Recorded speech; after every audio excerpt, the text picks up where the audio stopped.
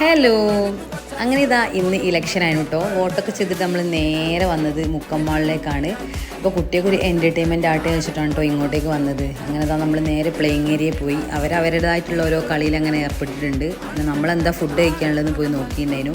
അപ്പോൾ അവിടെ ഫ്രൈഡ് ചിക്കനും ചിക്കൻ മോമോസും പിസ്സയൊക്കെ ഉണ്ടായിരുന്നു. അപ്പോൾ നമ്മളത് 3 ഓർഡർ ചെയ്തിട്ടുണ്ട്. പിന്നെ സ്റ്റാർട്ടറായിട്ടൊരു ചീസ് കേക്കും ഒരു ചോക്ലേറ്റ് കേക്ക് പിന്നെ ഒരു ഡോനട്ട് ഉണ്ടെന്ന് നമ്മൾ വാങ്ങിയിട്ടുണ്ടായിരുന്നത്.